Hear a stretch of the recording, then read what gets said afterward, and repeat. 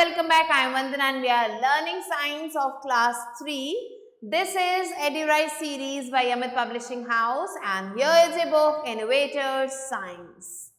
Today we are going to start with chapter number 5, Housing and Clothing. Let's move on to intended learning outcomes. So here in this chapter we are going to learn about types of houses, a good house, clothes and fibers from animals, some special houses, a clean house, fibers from plants, man-made fibers. So these all topics we are going to cover here. Let's move on to kick off. So we all need a house to live in. हम सबको एक घर चाहिए रहने के लिए. It not only protects us from heat and cold. ये हमें सिर्फ सर्दी गर्मी से नहीं बचाता, लेकिन it also protects us from cold wind. ठंडी ठंडी हवाओं से बचाता है, रेन से, थीव से और वाइल्ड एनिमल से बचाता है. We feel safe and happy at our home. हम अपने घरों में सेफ और हैप्पी फील करते हैं. Let us learn about it. तो चलिए इसके बारे में और ज़्यादा पढ़ते हैं. First, let's move on to Funtopia, which is an amazing exercise given here. You have to look at the pictures and match them with their names. In pictures को देख के उनके names के साथ आपको match करना. तो पहली picture है एक hut की, फिर है igloo, फिर आप देख सकते हैं multi-storied building, फिर है एक tent and then houseboat. We see different kinds of houses around us. हम अपने आसपास अलग अलग तरीके के घर देखते हैं. People live in these kinds of houses. लोग इन तरीके के घरों में रहते भी हैं. According to their requirements means लोग घरों में किस बेसिस पे रहते हैं, ये अपने requirements के according रहते हैं. A house can be big or small. House है बड़ा या छोटा कुछ भी हो सकता है, कच्चा या फिर पक्का हो सकता है, टेम्पररी या फिर परमानेंट हो सकता है, किसी भी तरीके का घर हो सकता है. The types of houses we build depend upon our needs. कैसी हमें नीड है उसके अकॉर्डिंग हम अपने घरों को बनाते हैं. Let's learn about the types of houses. किस किस तरीके के घर होते हैं. A कच्चा house is made up of mud and straw. तो सबसे पहले आता है कच्चा हाउस जो मिट्टी से और स्ट्रॉ से बनता है. And it is found mostly in villages. इसे जो है ज़्यादातर हम विलेजेस में देखेंगे and ये बहुत ज़्यादा स्ट्रॉन्ग नहीं होते हैं. अब पक्का house is made up of BRICS. पक्का हाउस जो है ब्रिक्स से बनता है, आयरन, लोहे से, वुड से, ग्लास से, सीमेंट से बनता है. एंड ये जो है टाउन में बहुत ज़्यादा मिलता है एंड ये काफ़ी ज़्यादा स्ट्रॉन्ग होता है. नेक्स्ट आते हैं मल्टी स्टोरी बिल्डिंग्स. इन्हें भी हम पक्का हाउस ही कहते हैं. इसमें आपको बहुत सारे फ्लोर्स दिखेंगे. यहाँ पे आप देख सकते हैं many families can live at different floors. और अलग अलग फ्लोर्स पे अलग अलग फैमिलीज यहाँ पे रह सकते हैं.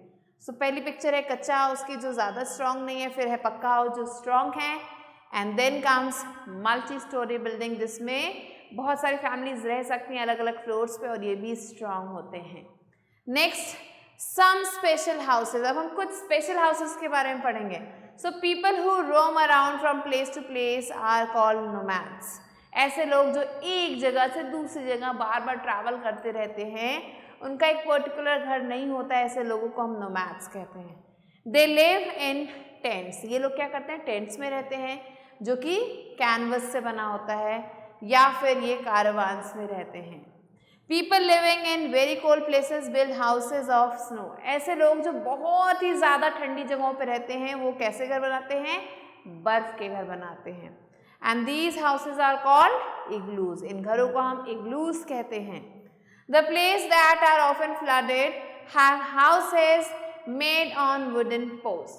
ऐसे घर जहाँ पे बहुत ज़्यादा बाढ़ आती है, ऐसे घरों को कहाँ बनाया जाता है, वुडन पोस्ट के ऊपर बनाया जाता है, ऊपर लकड़ी की बल्लियों के ऊपर बनाया जाता है. These houses are called stilt houses. और इन घरों को हम stilt houses कहते हैं. तो पिक्चर है our tent, igloo और stilt house की. Next Let's learn about a good house. अच्छा घर कैसा होता है.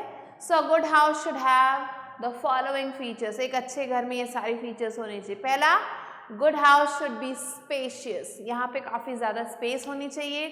There should be a place for all things to be kept in an orderly manner.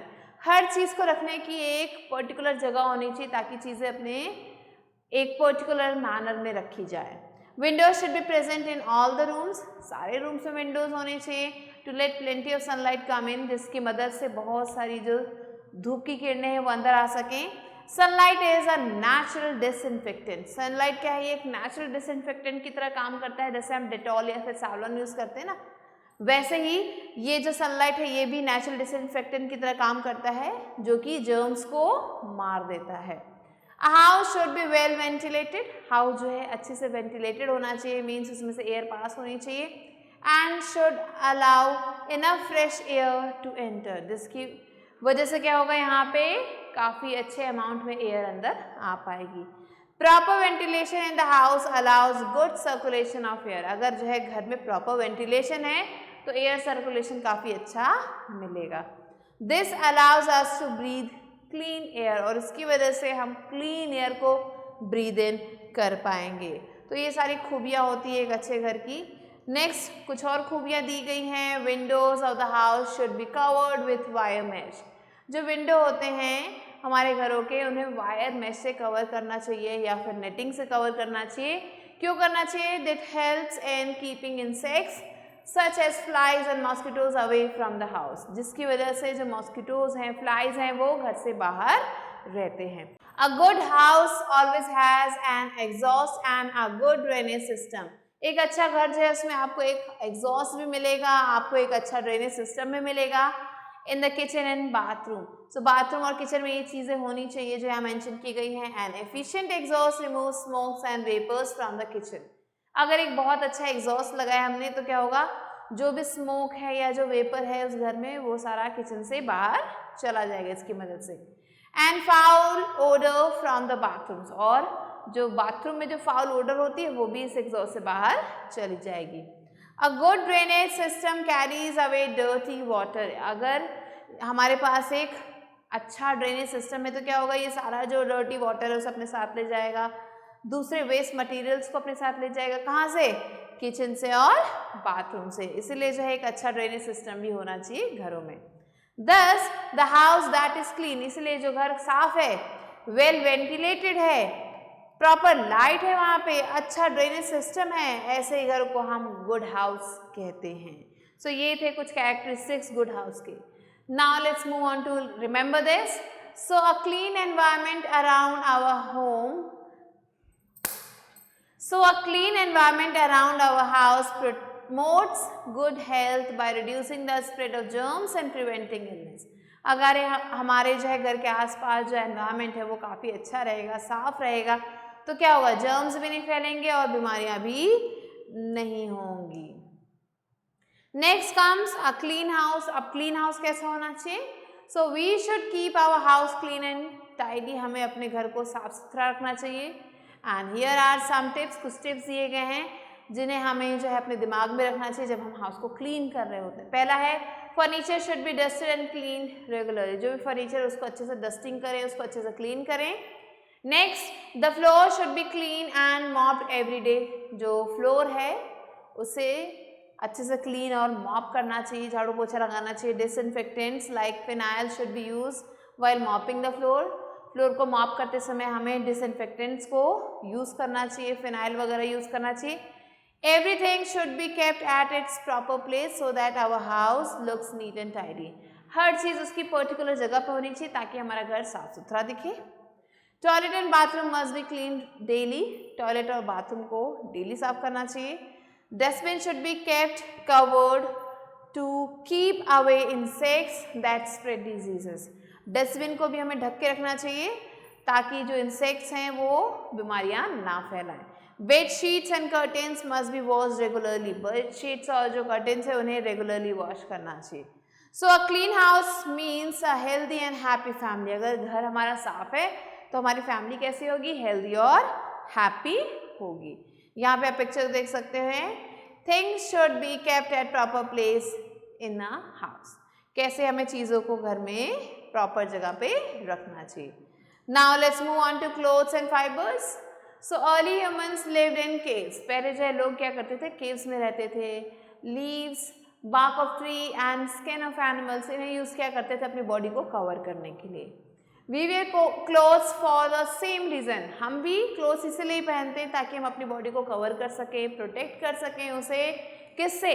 Heat गर्मी से, कोल्ड ठंडी से, बारिश से या फिर धूल से। Clothes also protect us from insect bytes. Clothes क्या करते हैं, हमें मच्छरों के या इंसेक्ट्स के बाइट से भी बचाते हैं। Clothes also make us look good and smart. Clothes हमें जो है अच्छा दिखने में भी हेल्प करते हैं। We wear clothes accordingly to the weather. Weather के अकॉर्डिंग हम क्लोथ्स पहनते हैं। We wear light coloured cotton clothes in summer. Summer में हम लाइट कलर के कॉटन के कपड़े पहनते हैं। Cotton clothes easily absorb sweat and keep us cool. ये जो कॉटन क्लोथ्स हैं ये जो है बहुत ही आसानी से जो भी पसीना है उसे अब्जॉर्ब कर लेते हैं और हमें ठंडा रखते हैं। सो हम क्या करते हैं, we wear cotton clothes in summer. Next, we wear woollen clothes in winter. हम विंटर में वुलन क्लोथ्स को पहनते हैं। Woollen clothes prevent the body heat from escaping and keep us warm. अभी जो वुलन क्लोथ है वो क्या करते हैं, हमारे बॉडी की जो हीट है उसे बाहर निकलने से रोकते हैं और हमें गर्म रखते हैं।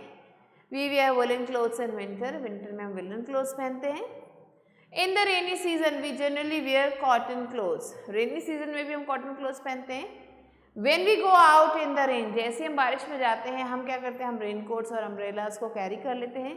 ये क्या करते हैं, प्रिवेंट करते हैं हमें किससे, भीगने से। We wear raincoats and use umbrellas in rain. Let's move on to remember this. The fashion industry uses a lot of water. Fashion industry क्या करती है, बहुत सारे पानी को यूज़ करती है। Approximately 93 billion cubic meters every year. हर साल इतना ज़्यादा पानी जो है फैशन इंडस्ट्री यूज़ करती है। So the materials we use to make our clothes और upholsteries are made up of different fibres. जो भी हम यहाँ पर मटेरियल यूज़ करते हैं वो अलग अलग फाइबर्स से बनते हैं। एंड ये जो फाइबर्स हैं ये काफ़ी ज़्यादा थिन होते हैं, थ्रेड जैसे होते हैं, धागे जैसे दिखते हैं। These are thread like strands from which cloth is made. ये थ्रेड जैसे दिखने वाले स्ट्रैंड्स हैं जिससे कपड़े बनाए जाते हैं। They are use to make different types of fabrics. इन्हें यूज़ किया जाता है अलग अलग तरीके के फैब्रिक्स को बनाने के लिए। Fibres are broadly classified into two types. Fibres को हम दो पार्ट्स में क्लासिफाई कर सकते हैं। पहला है natural and man made fibres और सिंथेटिक फाइबर्स। सो या तो नेचुरल फाइबर होता है या फिर मैन मेड फाइबर जिसे हम सिंथेटिक फाइबर कहते हैं। तो दो पार्ट्स में हम क्लोथ्स का ये जो फाइबर है इसे हम डिवाइड कर सकते हैं। Let's learn about fibres from plants. Plants हमें कौन कौन से फाइबर्स मिलते हैं। So cotton and jute are important fibres. ये काफ़ी ज़्यादा इंपॉर्टेंट फाइबर्स हैं। And we get cotton from cotton plants. हमें ये जो कॉटन है कहाँ से मिलता है, कॉटन प्लांट में से मिलता है। Cotton is made into yarn by spinning. Cotton को जो है स्पिन करके यार्न में कन्वर्ट किया जाता है। Yarn is then weaved into cloth और ये जो यार्न है फिर उसे कपड़े में वीव किया जाता है। We get jute fibres from jute plants. Jute का जो फाइबर है वो हमें जूट प्लांट से मिलता है। एंड जो जूट का फाइबर है इसे यूज़ किया जाता है गनी बैग्स बनाने के लिए, क्लोथ्स बनाने के लिए और कुछ दूसरे आइटम्स को बनाने के लिए। तो आप देख सकते हैं जूट फाइबर से कैसे जूट बैग बनाया गया है।